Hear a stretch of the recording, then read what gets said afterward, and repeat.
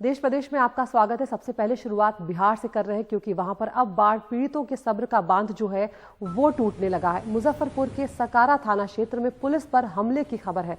सरकार की बेरुखी और प्रशासन की बदइंतजामी के खिलाफ लोगों ने राष्ट्रीय राजमार्ग 28 को ब्लॉक कर दिया। ये लोग राहत सामग्री और खासकर खाने पीने के सामान की मांग कर रहे थे। जब पुलिस रास्ता खुलवाने पहुंची तो उनकी स्थानीय लोगों से बहस हो गई। जल्द ही मामला बिगड़ गया और बाढ़ पीड़ितों ने लाठी डंडों और रॉड से पुलिस पर हमला बोल दिया। इसमें 6 पुलिसकर्मी बुरी तरह से घायल हो गए। घायल पुलिस वालों को मुजफ्फरपुर के श्री कृष्ण मेडिकल कॉलेज में भर्ती कराया गया है। साकार थाने के एसएचओ आईसीयू में एडमिट हैं और उनकी हालत नाजुक बताई जा रही है। हमले में शामिल 15 लोग को हिरासत में ले लिया गया है। इससे पहले कैनाल में दरार आने से लोगों ने डीएम और एसएसपी की मौजूदगी में जमकर हंगामा किया था।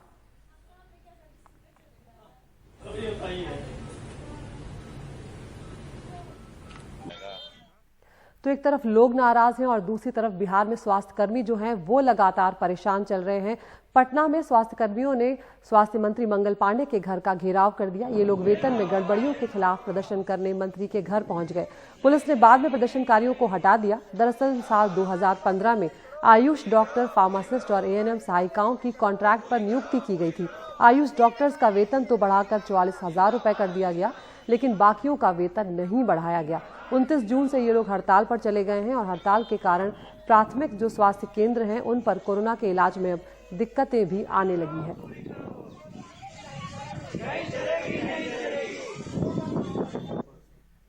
अयोध्या में भूमि पूजन हो गया है और राम मंदिर का जो पहला प्रसाद है वो एक दलित परिवार को दिया गया।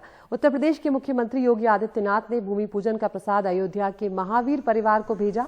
प्रसाद में लड्डू, रामचरितमानस की एक प्रति और तुलसी की माला शामिल है। महावीर राजमिस्त्री का काम करते हैं। 2019 लोकसभा चुनाव प्रचार के दौरान योगी उनके घर पर भी गए थे और भोजन भी किया था। जाहिर है महावीर इस सम्मान से बेहद खुश नजर आए।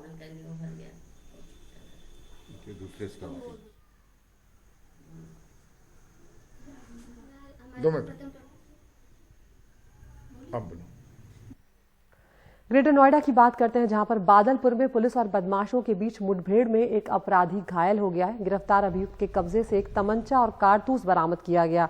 एक बदमाश अंधेरे का फायदा उठाकर भाग गया। पकड़े गए अपराधी पर गाजियाबाद के एक मशहूर मिठाई की दुकान के मालिक से रंगदारी मारने का आरोप है।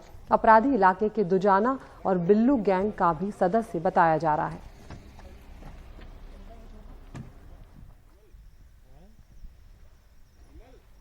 मध्य प्रदेश की बात करते हैं, जहां पर कर्ज से परेशान एक और किसान ने आत्महत्या कर ली है। बड़वानी का ये मामला है, जहां पर साहूकारी कर्ज से परेशान किसान ने कथित तौर पर कुएं में फांसी लगाकर अपनी जान दे दी।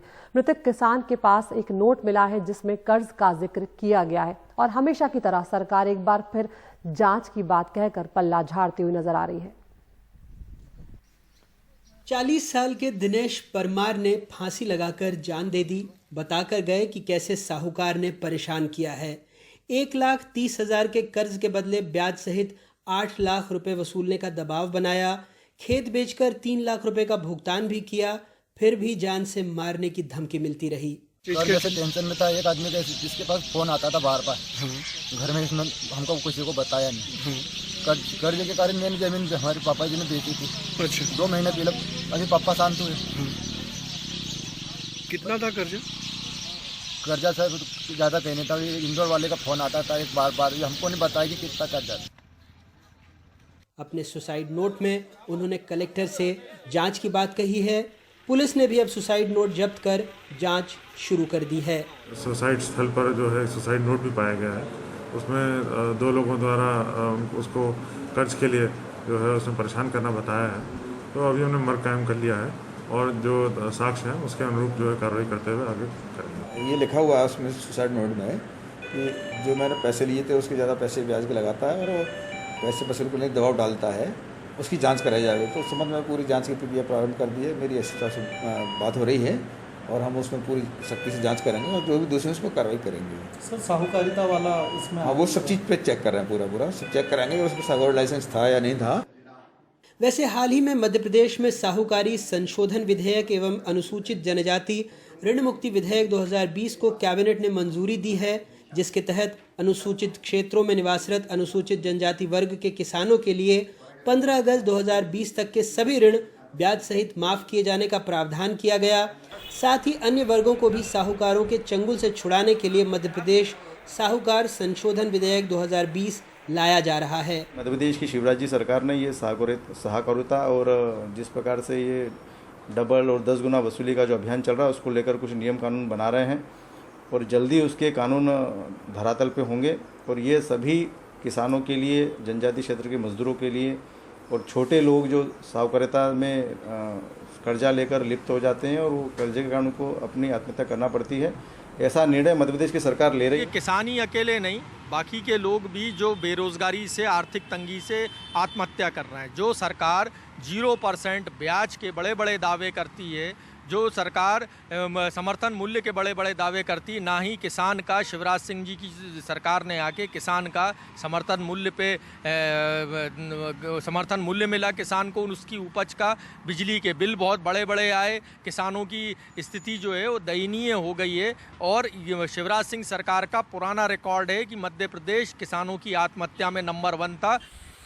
ये हाल उस राज्य में है जहां वैसे तो हर साल 10,000 से ज़्यादा लोग सूदखोरी से प्रभावित होते हैं, लेकिन 2019 में विधानसभा में तत्कालीन कांग्रेस सरकार ने खुद कहा था राज्य में 3 साल में सूदखोरी के 144 प्रकरण दर्ज किए गए, जिसमें 60 लोगों ने आत्महत्या कर ली। 340 लोग आरोपी बनाए गए, जिसमें सिर्फ 3 मामलों में 5 दोषियों को सजा सुनाई गई। इन आंकड़ों के पीछे ये बताने की कोशिश है कि सरकार समस्या को समस्या माने तब तो हल निकले। 10,000 का आंकड़ा बहुत कमतर है, लेकिन सरकार तो विधानसभा में कहती है कि 3 सालों में 144 सूदखोरी के मामले दर्ज हुए और उसमें भी सज़ा मिली सिर्फ 5 को। यानी आप कानून बना लीजिए लेकिन सज़ा मिले तब तो। जो सूदखोरी की प्रथा है और इसका दुष्चक्र है, साहूकार हैं, ये एक हकीकत है, लेकिन एक हकीकत ये भी है कि इसमें शामिल ज़्यादातर लोग सियासी हैं, इसलिए उनका कुछ नहीं बिगड़ता। बड़वानी से मुनाफ और भोपाल से कैमरा पर्सन रिजवान खान के साथ अनुराग द्वारी, एनडीटीवी इंडिया। और अब राजस्थान का रुख करते हैं, जहां पर 14 तारीख को विधानसभा का सत्र गवर्नर ने बुलाने की इजाजत दे दी है, लेकिन जो कांग्रेसी विधायक हैं वो इन दिनों जैसलमेर के एक होटल में रुके हुए हैं। यहां मौजूद कांग्रेसी महिला विधायकों ने कजरी तीज भी होटल में ही मनाई है। इस मौके पर महिला विधायक जो है वो मेहंदी भी लगवाती हुई नजर आई।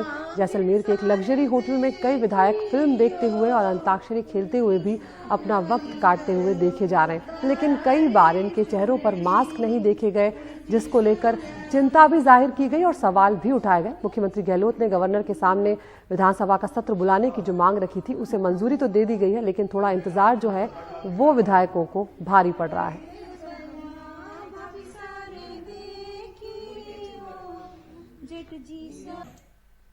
ग्रेटर नोएडा की 2 दुकानों में गुरुवार रात को आग लग गई। होम अप्लायंस की इन दोनों दुकानों को बुझाने के लिए दमकल की 2 गाड़ियां मौके पर पहुंची। दोनों दुकानें पूरी तरह से जल गई हैं। हालांकि हादसे में किसी के जान की नुकसान की खबर नहीं है। आग किस वजह से लगी है ये अभी पता नहीं चल पाया, लेकिन तस्वीरें देख के हम अंदाजा लगा सकते हैं कि ये आग कितनी भयावह थी।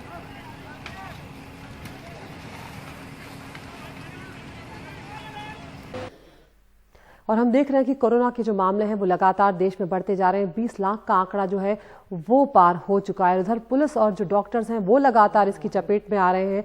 हैदराबाद पुलिस के 182 जवान कोरोना को हरा कर अब ड्यूटी पर लौट आए हैं। हैदराबाद के पुलिस कमिश्नर अंजनी कुमार ने बाकायदा एक कार्यक्रम में इन पुलिसकर्मियों का स्वागत किया, क्योंकि उनकी हौसला अफजाई भी बहुत जरूरी है।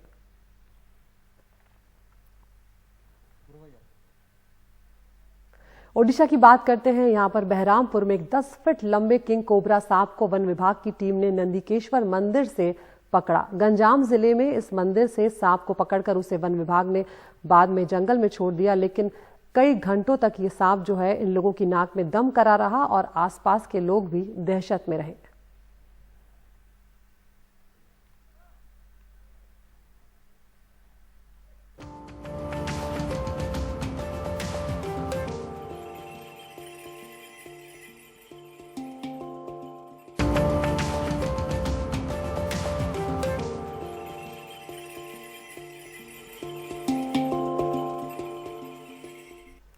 तो देश के कई हिस्सों में बारिश हो रही है और जहां मुंबई में कई रिकॉर्ड टूटे हैं, वहीं पुणे में मौजूदा मानसून की सबसे ज्यादा बारिश बुधवार को रिकॉर्ड की गई है। पुणे के कई इलाकों में हल्की बारिश अभी भी जारी है। शहर के कई इलाकों में 150 मीटर से ज्यादा बारिश अब तक दर्ज की जा चुकी है। शहर को पानी पहुंचाने वाले 4 में से 3 बांधों में जल स्तर अभी से ऊंचा हो गया है।